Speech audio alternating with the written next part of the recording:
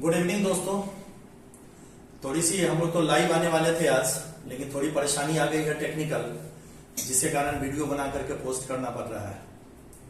बच्चों, हम लोग आज जो यहाँ पे बैठे हैं इसके पीछे एक बहुत बड़ा रीजन है।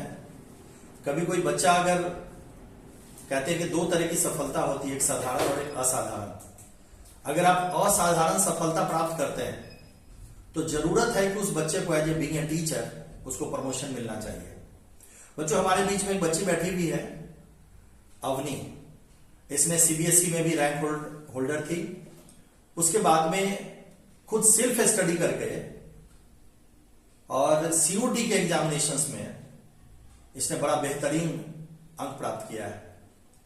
और सबसे बड़ी खास बात क्या है कि सीए फाउंडेशन के एग्जाम से इसने क्वालिफाई कर लिया। बच्चों, मेरी इच्छा हुई कि क्यों नहीं आकर के जितने भी बच्चे कॉमर्स के, वो मेरे कोचिंग को हो, बाहर के हो, स्कूल कॉलेज में जो कॉमर्स की पढ़ाई करते हैं, उनको जरूरत है कि उनको मालूम होना चाहिए कि आप किस तरीके से आपने स्टडी की है, कैसे कैसे आप पढ़ाई करती थी। तो बच्चों, एक छोटा सा इंटरव्यू है जिसमें मैं बात करूंगा इनके 10th क्लासेस से मैं बात करूंगा। और मैं पहले चाहूंगा कि अपनी अपना परिचय दें आप। Hi everyone, my name is Avni and I've just cleared my 12th boards. Now I'm currently looking for my college. It's from my side. होता है, थोड़ी दिक्कत होती है, मतलब बच्चा जब पहली बार कहीं इस तरह से फेस करता है तो थोड़ी दिक्कत होती है, लेकिन ऐसे ही बच्चा सीखता है। और मैंने भी कहा भाई कोई ऐसा इंटरव्यू नहीं होता है, मतलब बस आप साथ बैठ के बातचीत करते हैं और आपका जो इंफॉर्मेशन है, आपका जो नॉलेज है, इन नॉलेज अगर दूसरों तक पहुंचे तो ये बहुत बड़ी बात होती है। चलिए हम 10th क्लास से बात करते हैं। अपने 10th में कैसी स्टूडेंट थी? एवरेज। और 10th की पढ़ाई लिखाई आपकी कहाँ से हुई, कैसे हुई? 10th में मेरी स्कूल आदर्श विद्या मंदिर थी और मैंने पढ़ाई एक होम ट्यूटर से की थी। तो आदर्श विद्या मंदिर तो माना जाता है अच्छा स्कूल है। yes, बच्चियों के लिए, क्या? yes, आदर्श विद्या मंदिर को अच्छा स्कूल माना गया है। तो मैं बात समझना चाहता था कि आपने जो उपलब्धि हासिल की है, इसमें आपके 9th 10th क्लासेस का कितना बड़ा रोल है? 9th 10th क्लास ये रोल है कि उससे मेरा बेसिक्स बहुत स्ट्रांग हो गए थे। दैट्स व्हाई मुझे आगे बहुत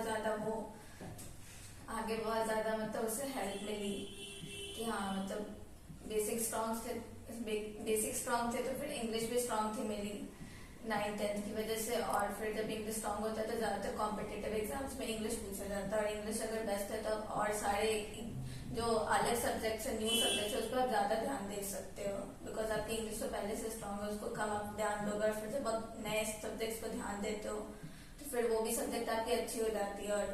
और ऐसे ही करते करते मे भी आपका वो जो आप एग्जाम दे रहे हो उसमें आप क्वालिफाई भी कर सकते हो। हमने एक चीज मैं आप जानना चाहता था कि जो बच्चे 9th 10th पास करते हैं, बाद में 11वीं 12वीं में आते हैं, इंग्लिश का क्या रोल है, लिटरेचर का क्या रोल है? इसलिए कि कोरोना के बाद देखा गया है कि बच्चों का लिटरेचर बहुत वीक हो गया है, तो लिटरेचर का क्या रोल है?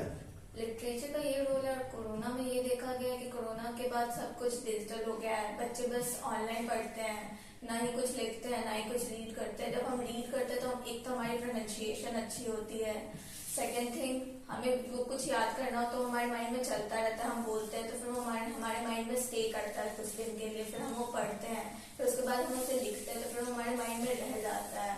तो वही, और उसके बाद कोरोना में सब डिजिटल हो चुका है, तो डिजिटल सब बच्चे पढ़ते हैं, नोट्स मिलता था ऑनलाइन, फिर कुछ सोचते थे, लिखने का कोई नीड भी नहीं होता। तो दैट्स व्हाई लिटरेचर बच्चों की डिमांड। एक बात और नहीं, मैं जानना चाहता था कि जैसे आपने 10th पास किया, तो 10th पास में आपने जो कहा कि लिटरेचर का एक बहुत बड़ा रोल है, लेकिन मैंने देखा है कि अभी जो बच्चे आ रहे हैं 11वीं 12वीं में, जो बच्चे आ रहे हैं, इन बच्चों को पता नहीं, अगर आप क्लास में कुछ लिखवाते हैं तो उनकी राइटिंग स्किल भी उस तरीके की नहीं है। तो एक राइटिंग स्किल्स का, खास करके कॉमर्स में, जैसे आपने सीएस क्वालिफाई किया है, उसका फाउंडेशन आपने सीयूटी क्वालिफाई किया है, तो आप क्या मतलब उस लिटरेचर का यहाँ पे कितना बेनिफिट्स है सीएस में और सीयूटी में और यहाँ तो +2 में भी, इसको थोड़ा सा एक्सप्लेन करें। ये थिंग है कि लिटरेचर अगर आपकी अच्छी है तो हर कुछ तो इंग्लिश में होता है, और इंग्लिश में होता है तो आपको वो जब आपकी लिटरेचर थी तो आपको क्वेश्चन मिलेगा तो आपका कॉन्सेप्ट ज्यादा क्लियर होगा, आप अच्छे से उसको समझ पाओगे, अच्छे से उसको ट्रांसलेट कर पाओगे, तो फिर वो कॉन्सेप्ट ज्यादा अच्छा होगा और आप ज्यादा अच्छा आंसर कर पाओगे। दैट्स व्हाई लिटरेचर का यहाँ पे इम्पोर्टेंस है। आगे बढ़ने के लिए आपका कहना है कि भाई आपकी इंग्लिश बहुत अच्छी होनी चाहिए। Yes. और लिटरेचर को आप कभी भी हल्के में ना लें। नहीं। चलिए अपनी 10th में आप एवरेज स्टूडेंट रही हैं। दूसरा मेरा सबसे बड़ा प्रश्न है, कॉमर्स का सिलेक्शन आपने क्यों किया? एक्चुअली मतलब 10th में मेरा ये था कि डैड की अभी भी है कि मुझे जज बनना था, और जज मतलब अभी भी उसी ट्राई में हूँ कि हाँ जज बन जाऊँ, पोस्ट ग्रेजुएशन करूँ LLB से, तो मतलब जज बनना था।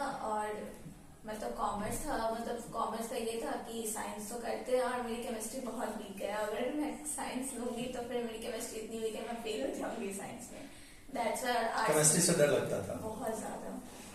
और साइंस तो मतलब केमिस्ट्री वीक थी तो साइंस लिया नहीं, और आर्ट्स ले नहीं सकती बिकॉज सोसाइटी का प्रेशर, एक तो मतलब अच्छा नंबर आया 10th में दैट, बट स्टिल तुम आर्ट्स ले रही हो इसका मतलब तुम्हारा नंबर कम होगा।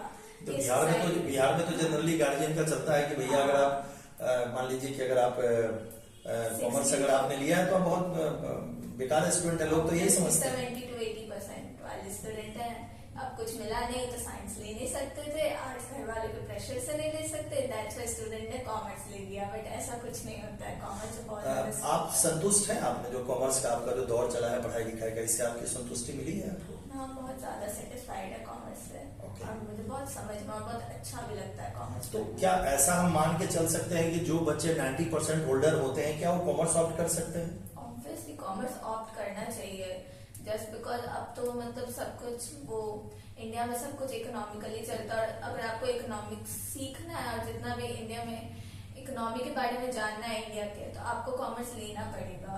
हाँ मतलब आप ह्यूमैनिटीज से भी इकोनॉमिक्स पढ़ सकते हो, लेकिन जितना आपको कॉमर्स से नॉलेज होगा, जैसे कि आपको बैंकिंग के बारे में भी पता चलेगा, बैंकिंग सिस्टम, इवन अकाउंट्स में भी आपको बैंकिंग के बारे में पढ़ने को मिलेगा, तो आपको लगेगा हाँ ये तो मेरे डे टू डे लाइफ में चलता है। दैट्स व्हाई आपको कॉमर्स लेना चाहिए। ओके, चलिए अब थोड़ा सा आगे बात करते हैं। 11th में आपने कॉमर्स ले लिया, ठीक है।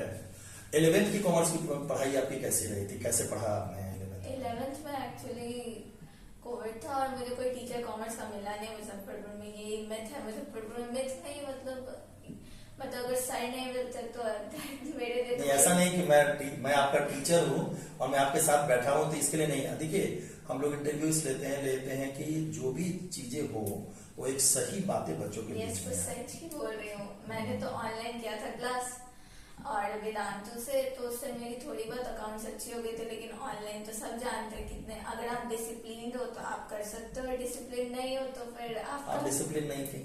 मतलब थी बट उतना भी नहीं। As a 11th grade student सोचता है कि हाँ 12th है, 11th कैसे भी निकाल लेंगे। 11th ऑनलाइन किया था? यस। ओके, क्या सेटिस्फेक्शन मिला 11th में ऑनलाइन में बेस ऑफ नॉलेज? नो। क्या रीजन रहा? जस्ट बिकॉज मेरे कॉन्सेप्ट क्लियर नहीं होते थे, और जब कॉन्सेप्ट क्लियर नहीं होते तो मैं डाउट डालती थी, बट डाउट वो जिस टाइप से वो सॉल्व करते थे वो ऑनलाइन ही होता था, जैसे समझाते थे मुझे समझ में नहीं आता था, और मतलब ज्यादा इंसिस्ट करने पे देवर लाइक मतलब तुम्हें समझ नहीं आ रहा, रिकॉर्डेड क्लास कर लो, और रिकॉर्डेड क्लास करके भी मुझे नहीं समझ में आ रहा था, ये थिंग था। चलो फिर 12th में क्या किया आपने? 12th में मतलब किसी मेरे रिलेटिव ने बताया सर के बारे में, तो मतलब सर से मैंने अब ऑफलाइन क्लास कर लिया, और फिर ऑफलाइन क्लास से संतुष्ट थी आप?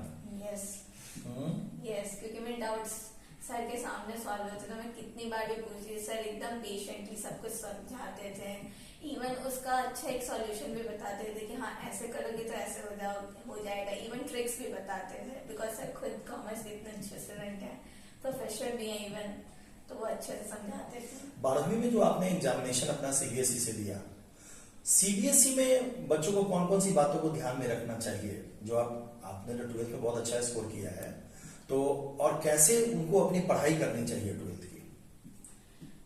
ये थिंक है कि फर्स्ट ऑफ ऑल मतलब मेरा ये थिंकिंग है कि दैट की प्रेशर लेके तो कुछ होगा नहीं, और फर्स्ट थिंग कि अगर आपको सीबीएसई में पास होना है तो मतलब थोड़ा आपको कंसिस्टेंट होना पड़ेगा, बिकॉज ये ऐसा नहीं है कि हाँ मतलब 2-3 महीने आपने पढ़ा और फिर यू वर थिंकिंग कि हाँ मेरे को 90% आ जाएगा। वो आ सकता है, मे बी मिरेकल हैपन हो सकता है आपके अगर आईक्यू अच्छी है तो, बट नहीं, अगर आपको सीबीएसई में करना है तो फिर आपको करना पड़ेगा, कंसिस्टेंट होना पड़ेगा, और फिर अगर डेट्स वेट्स याद करना है तो फिर आपको ही सोचना पड़ेगा, पढ़ते रहना पड़ेगा। और अगर आपकी लिटरेचर अच्छी है तो मतलब इंग्लिश 1 महीने में भी हो जाएगा, तो इंग्लिश का उतना प्रेशर नहीं लेने का, मतलब अगर लिटरेचर से तो इंग्लिश आपका 1 महीने में हो जाएगा। और फिर याद करना है तो फिर आप देखते रहिए, और मतलब कुछ टिप्स एंड ट्रिक्स भी होते हैं याद करने का, तो उसको आप, जैसे कि मेरा टिप्स एंड ट्रिक्स था, हम कोई भी चीज, किसी भी नंबर, जैसे कोई नंबर, जैसे कोई डेट होता था उसको कोई सी चीज से रिलेट करके याद रखते थे, ऐसे मेरे माइंड को याद रहता था कि हाँ ये चीज। कितना घंटा पढ़ती थी आप 12th में? Max to max 5 to 6 hours। बहुत गार्जियन का प्रेशर होता है, 10 घंटा पढ़ो, 15 घंटा पढ़ो, 20 घंटा पढ़ो, खेलो मत, मोबाइल मत देखो, टीवी मत देखो। क्या सही है क्या? नहीं, ये सही नहीं है। बच्चे के माइंड के ऊपर बहुत ज्यादा प्रेशर पड़ता है इससे, और बच्चा प्रेशर में पढ़ भी नहीं पाता है। अगर आप 15-16 घंटा पढ़ ही रहे हो लेकिन वो आपके लिए प्रोडक्टिव नहीं है तो कोई मतलब उसका बेनिफिट नहीं है आपको आगे। 15-16 घंटे आप पढ़ लिए, एक तो आपकी फिजिकल हेल्थ भी खराब हुई बैठे बैठे, सेकेंड थिंग आप ना पढ़ पा रहे हो तो आपका सिर्फ लॉस ही लॉस है। तो इतना ही पढ़ो जितना आपका प्रोडक्टिव हो, और जितने भी देर पढ़ो एकदम कंसंट्रेशन के साथ पढ़ो। जैसे कॉमर्स में बेसिकली हम लोग 3 सब्जेक्ट की बात करते हैं, अकाउंट्स, बीएसटी और इकोनॉमिक्स, ठीक है। इसमें जो तीनों सब्जेक्ट आपने स्टडी किया है, इसमें थोड़ा सा मतलब इंजॉय किस सब्जेक्ट में किया? बीएसटी में। ओके, बीएसटी में क्या आपको इंटरेस्टेड लगता था? बीएसटी में बिजनेस से रिलेटेड सब कुछ होता था, कैसे कुछ हर चीज को मैनेज करते थे। फिर उसके बाद उसमें रटने का नीड नहीं पड़ता था, अगर मैं बुक पढ़ लूँ 1 या 2 बार, और एनसीईआरटी ने इतने अच्छे से एक्सप्लेन कर रखा है बीएसटी का, अगर आप अच्छे से पढ़ो, अगर आपको हिंदी समझ में आ रही है तो आपको मजा आएगा बीएसटी पढ़ने में। फ्रेंड्स, मैं आपको एक बार याद दिला दूं, हमारे साथ बैठी हुई अवनी, और इस रीजन की ये स्टूडेंट रही हुई है, और मुझे बहुत प्राउड फील हो रहा है कि ऐसे बच्चों को मैंने पढ़ाया है। 12वीं से मैंने इनको पढ़ाया है, और आज के डेट में इनकी ऐसी स्थिति है कि 12th में रैंक होल्डर रही हैं। मैं फिर से मित्रों, मैं आपको याद दिला दूं कि मैं ऑनलाइन आने वाला था, लेकिन कुछ टेक्निकल इश्यूज के कारण ऑनलाइन नहीं आकर के मुझे वीडियो डालना पड़ रहा है। उसके बाद में इन्होंने सीएस फाउंडेशन निकाला, जिसको सीएस का पहला पार्ट बोला जाता है, और खास बात करके उसके बाद सीयूटी में भी रैंक होल्डर है, और बहुत ही अच्छे तरीके से दिल्ली यूनिवर्सिटी जा रही है, इसमें कहीं से कोई डाउट नहीं है। और हम सभी लोग इनके बेहतर भविष्य की कामना करते हैं, कल्पना करते हैं, और कुछ बातें हम लोग करेंगे। हम लोग बात कर रहे थे अवनी से 12वीं के बारे में। मैं एक प्रश्न और अवनी आपसे बात करूंगा, ये सामंजस्य कैसे बैठाया जाता है? जैसे अकाउंट्स है, बीएसटी है, इकोनॉमिक्स है, इंग्लिश है, तो 4 सब्जेक्ट है हमारे पास, तो आप कैसे सब सब्जेक्ट को किस तरीके से आप सामंजस्य कैसे बैठाते थे? इंग्लिश का ये था कि इंग्लिश का मैंने हफ्ते में 1 दिन रखा था, जैसे कि संडे को दिन में फ्री होती थी तो मतलब उसमें इंग्लिश में बुक पढ़ना पड़ता था, तो बुक पढ़ने में मजा आता था मुझे, तो मैंने सुबह में वो रख लिया था। और अकाउंट्स बीएसटी का मैंने टाइम बना रखा था, जैसे अकाउंट्स में लिखना बहुत होता है, फिर वो बनाना पड़ता है, तो फिर बुक कीपिंग ये सब कुछ बनाना पड़ता है, तो उसके लिए 3-4 घंटे तो चाहिए। और अकाउंट्स में मतलब कंसंट्रेशन बहुत होना चाहिए, बिकॉज एक भी अगर आपका डिजिट मिसप्लेस हुआ तो आपका पूरी बैलेंस शीट खराब हो जाएगी। एक चीज मैं आपसे और बात करूंगा कि मुझे पर्सनली नहीं बात करना चाहिए, तो मैं आपका बीइंग ए टीचर रहा हूं, लेकिन हम लोग भी जानना चाहते हैं कि बच्चों का हमारे प्रति ओपिनियन क्या है। तो मैं जानना चाहूंगा कि जैसे यहाँ इकोनॉमिक्स के भी टीचर हैं, अकाउंट्स के भी टीचर हैं, यहाँ का जो एटमोस्फेयर है, इस रीजन का जो माहौल है, क्या आपके एकेडमिक में कुछ चेंज लाया क्या? बहुत ज्यादा चेंज लाए हैं। आप लोग की वजह से मैंने कंसिस्टेंट होना सीखा है, इवन डिसिप्लिन होना भी सीखा है, और मुझे पता चला कि टाइम कितना ज्यादा इम्पोर्टेंट है हमारी लाइफ में। आपने हमेशा मतलब सिखाया है कि ये टाइम पे ये चीज कर लो, फिर आपको बर्डन नहीं होगा, फिर वो बर्डन खत्म होगा, फिर आप फ्री रहते हो, फिर आप नई चीजें सीखते हो, फिर आपको जो मतलब आपकी जो वीक है उन पे आप ज्यादा टाइम दे सकते हो, इससे आपका ही बेनिफिट है, आप कुछ अच्छा कर लेते हो। चलो नहीं, अब थोड़ा सा आगे बढ़ते हैं हम लोग। आपने सीएस फाउंडेशन भी निकाला है, yes. ये बहुत बड़ी उपलब्धि है, मैं मजाक नहीं कह रहा हूँ। मुझे सीए फाउंडेशन निकालने में 3 अटेम्प्ट्स लगा था, मैं अपनी बारे में बात कर रहा हूँ। और उस समय हमारा जो एग्जामिनेशन होता था वो हम लोग सीए फाउंडेशन बोलते थे उसको, और हमारे में 5-4 पेपर हुआ करता था। अकाउंट्स 100 मार्क्स का था, फिर आपको लॉ था 100 मार्क्स का, मैथ स्टैटिक्स था 50-50 नंबर का, और 100 मार्क्स का इकोनॉमिक्स था। उस समय मतलब मैं आपको बताऊं कि मैं बहुत पुरानी बात 95-96 की बात कर रहा हूं आपसे, उस समय इतना टफ था निकालना, ठीक है ना। कैसे दिमाग में आया? वैसे मैं क्लास में कहता रहता हूँ कि भाई आप सीए कीजिए, सीएस कीजिए, कुछ अच्छा कीजिए। आप मेरी तो एक बच्चे अब उसको थोड़ा सा कमेंट भी करते हैं, सर हमेशा बात करते हैं कि मैं एग्जाम्स के लिए नहीं पढ़ाता हूँ, मैं आपके नॉलेज के लिए पढ़ाता हूँ। तो मुझे एक बात बताइए कि सीएस का विचार कैसे दिमाग में आएगा? Actually the thing is that कि मैं ऐसी स्टूडेंट हूँ कि मतलब मेरा सीयूईटी हो गया था, और सीयूईटी में तो आप लोग जैसा कि जानते हैं एनटीए ने कितना स्कैम किया और कितना टाइम लिया रिजल्ट में। तो मेरी एक फ्रेंड है, तो वो मतलब as a being a good friend उसने मुझे जस्ट बताया कि मैं सीएस कर रही हूँ। तो मेरे पास टाइम था और मैंने पहले सोचा था नवंबर वाला अटेम्प्ट दूंगी, बट मैंने जब चेक किया ऑनलाइन तो वो जुलाई वाले अटेम्प्ट के लिए भी टाइम बचा था रजिस्ट्रेशन में। तो मैंने सोचा टाइम वेस्ट करने से तो अच्छा है कि मेरा ये इकोनॉमिक्स आ रहा है और कुछ लीगल रीजनिंग और बस लीगल एप्टीट्यूड पढ़ना है, जो लॉ है वो मैं कर लूंगी। अगर नहीं होगा तो बाद में देखा जाएगा, बट एटलीस्ट मुझे एक्सपीरियंस लेना था। तो मैंने एक बात मैं आपसे जानना चाहूंगा कि मुझे जहां तक पता है कि आपने सीएस के लिए कोई कोचिंग नहीं किया। नहीं। क्या 11th 12th की जो पढ़ाई है जो आपको यहाँ पे मिला, क्या ये सीएस करने में आपको फेवरेबल हुआ, बहुत मदद किया? बहुत ज्यादा फेवरेबल है। एक तो इकोनॉमिक्स आपकी 11 12 से ही आती है सीएस में, तो इकोनॉमिक्स मेरी तो साइड की वजह से बहुत अच्छी थी। और फिर इंग्लिश बिजनेस कम्युनिकेशन आता है, नॉर्मल आता है ग्रामर जो आप पढ़ते हो 11 12 में, normal grammar, antonyms, synonyms, homophones, homonyms, बस यही सब आता है। और आपके टेंसेस ये सब आएंगे, तो ये 9 10 से रिलेटेड है, तो बहुत इजी है। बस थोड़ा बहुत आपको लीगल एप्टीट्यूड में लॉ पढ़ना पड़ेगा सीएस से रिलेटेड, और कॉन्ट्स में थोड़ा मैथ्स है, थोड़ा लीगल रीजनिंग, ये सब पढ़ना पड़ेगा और कुछ नहीं। मित्रों, मैं फिर आपको बता दूं कि जो लोग अभी वीडियो आप देख रहे हैं, मैं आपको बता दूं हमारी बहुत ही प्यारी स्टूडेंट है अवनी। इसने आपको 12th रैंक होल्डर है, सीएस अभी इसने फाउंडेशन क्वालिफाई किया और साथ साथ सीयूटी भी इसने क्वालिफाई किया है। हम लोग सबसे पहले 12th के ऊपर बात किए, 10th के ऊपर बात किए, थोड़ा हम लोग सीएस में बात किया है। हमने सीएस में क्या क्या सब्जेक्ट पढ़ा जाता है? टोटल सब्जेक्ट कितना है? Total subject 7। Okay, out of कितना? ऐसे तो 4 सब्जेक्ट्स है, बट जो 3 सब्जेक्ट्स है उसमें 2 पार्ट्स है।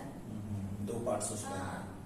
अच्छा, सीएस करने के लिए क्या कुछ ऐसा कुछ है कि कुछ सीए फाउंडेशन के लिए कि हमको कुछ अलग स्ट्रेटेजी बनानी पड़ेगी, ज्यादा पढ़ना पड़ेगा, मेहनत करना नहीं है। आप अगर ठान लेते हो तो आप 1 महीने में भी सीएस निकाल सकते हो, और इवन 15 दिन में भी निकाल सकते हो, आपके एबिलिटी के ऊपर डिपेंड। बहुत ज्यादा प्रेशर लेने की जरूरत नहीं, है। प्रेशर लेने की मतलब अगर आपका बेसिक से 11 12 का अगर बढ़िया है तो निकल जाएगा। हाँ, बस आपको थोड़ा सा वो टाइम लीगल एप्टीट्यूड में देना पड़ेगा। अब तो आप आगे बढ़ेंगी, सीएस में आगे भी बढ़ेंगी आप। क्या प्लान है? मुजफ्फरपुर में रहना है या बाहर जाना? 100%। इसलिए कि मुझे जितनी मदद करनी थी मैंने कर दी आपको, अब मेरे से ऊपर उठ करके आप जाके काम करेंगे। ठीक है, चलो थोड़ा सा अपनी सीयूटी के बारे में बताओ, इसका क्या मतलब है, इसमें क्या कैसे किया आपने? सीयूटी मेरा मंत्र था, अगर सीयूटी पास करना तो एनसीईआरटी को देवी बनाना पड़ेगा। हाँ, तो वो थोड़ा ये मतलब मैंने थोड़ा फ्रेंडली वे में बोल दिया ऐसा जो, बट मेरा यही मंत्र था, सीयूटी पास करना तो एनसीईआरटी को देवी बनाना पड़ेगा। बिकॉज मैंने देखा है, मतलब मेरे बीएससी में 200 आउट ऑफ 200 है, वो बस एनसीईआरटी की वजह से है।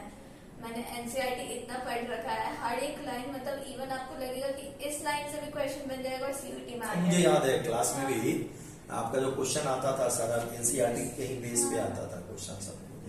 तो एनसीईआरटी पे पकड़ हो तो सीयूटी आराम से निकल जाए। बहुत बच्चे कहते हैं बहुत ज्यादा टफ कर दिया, ऐसे कर दिया, वैसे कर दिया। मुझे लगता है कि बेस अगर आपका मजबूत है, 11 12 का आपका बेसिक्स मजबूत है, अगर आपने एनसीईआरटी पे पकड़ है, कोई एक रेफरेंस बुक है, तो मुझे लगता है कि सारे एग्जाम्स बहुत इजी गोइंग है, बहुत मैच्योरिटी के साथ आप निकाल सकते हैं, यही ना? बहुत बहुत धन्यवाद अपनी, आपने समय निकाला और आपने बहुत अच्छी अच्छी बातें बच्चों को बताई। कुछ एक लास्ट में 2-4 लाइन बच्चों को बताइए कि लाइफ में जब अचीवमेंट मिलता है, ठीक है ना, कोई चीज आप अचीव करते हैं, जैसे पहले आपने 10th पास किया, चलो एवरेज स्टूडेंट थी, लेकिन मुझे लगता है कि 11 12 में आकर के आपने एक बड़ा ही ग्रैंड सक्सेस पाया है। वैसे दुनिया भी बहुत बड़ी है अपनी, दुनिया बहुत बड़ी है, अभी बहुत कुछ करना है, अभी तो बहुत एक छोटा सा अचीवमेंट हुआ है, लेकिन फिर भी हम कहते हैं ना कि जहां आप जैसे बच्चे हैं, कुछ नहीं लोग कर पाते हैं, कितने कॉमर्स के स्टूडेंट हैं जो इतना अचीव करते हैं, और उसके पीछे सबसे बड़ा रीजन है। तो हम पूरे सृजन परिवार की तरफ से, सारे शिक्षकों की तरफ से आपको बहुत बहुत धन्यवाद देते हैं। आगे बढ़िए। मैं चाहूंगा कि लास्ट में 2-4 लाइन बच्चों के लिए कुछ समझाएं, जो बच्चे अभी 11 12 में हैं और जिनका आगे फ्यूचर सीएस का और सीयूटी का है। पहली बात, अगर मतलब मेरा तो एज अ फ्रेंड, मैं तो आपसे ज्यादा बड़ी नहीं, एज अ फ्रेंड ही मैं आपको एक चीज बताऊंगी, मतलब मेरी बातों को उस वे में मत लीजिएगा, किसी भी बात का प्रेशर मत लीजिएगा अपनी लाइफ में। अगर ये चीज नहीं अचीव हुआ तो गॉड ने आपके लिए इससे भी अच्छा कुछ बनाया होगा, बिकॉज आपके प्लान से बेटर होता है गॉड का प्लान। तो मतलब अगर इस चीज पे मतलब आप प्रेशर लोगे कि हाँ मेरा 12th का मार्क्स अच्छा नहीं आया, ऐसे नहीं, आप CUT में अच्छा कर सकते हो। मेहनत करते रहना चाहिए, कभी भी मतलब हताश नहीं होना चाहिए। और फिर अपने जो टीचर है और अपने पेरेंट्स हैं उनका सबसे ज्यादा बात सुनना चाहिए, बिकॉज एक वही होते हैं जो आपकी क्या कहते हैं सबसे ज्यादा चाहते हैं कि हाँ ये लोग अचीव करें। बस यही, और ज्यादा कुछ तो नहीं। धन्यवाद अवनी, कांग्रेस की आप यहाँ आई। मित्रों और जितने मेरे बच्चे हैं, मैं प्रयास मैंने किया है कि आपको मैं सारी इंफॉर्मेशन पहुंचाऊं, आपको बहुत कुछ सीखने को मिलेगा। और भी बहुत सारे बच्चों ने, सृजन कॉमर्स क्लास के बच्चों ने क्वालिफाई किया है, ठीक है। वो जब आएंगे तो मैं प्रयास करूंगा कि उनकी भी बातों को आप तक पहुंचाऊं। और आज के लिए थैंक यू, धन्यवाद।